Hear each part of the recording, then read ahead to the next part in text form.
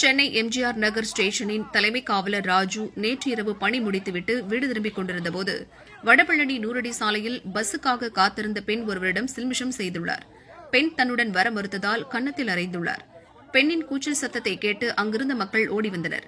மது போதையில் இருந்த ராஜுவை செருப்பால் அடித்து வாயில் ரத்தம் வரும் அளவுக்கு உதைத்தனர்.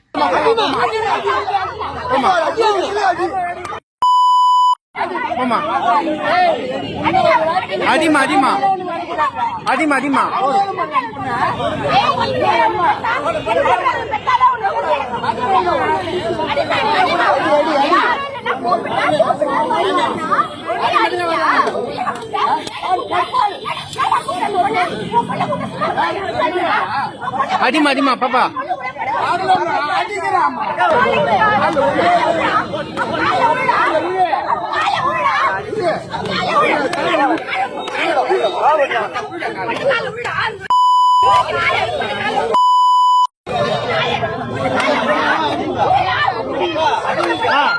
பாப்பா நீ அடி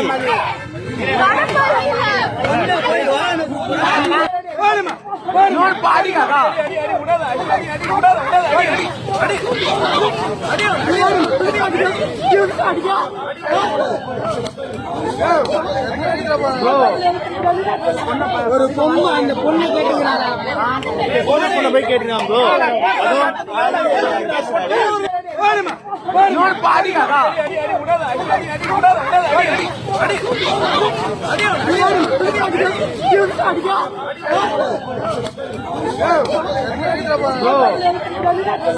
ஒரு பொண்ணு அந்த பொண்ணு கேட்டுக்கிறாங்க.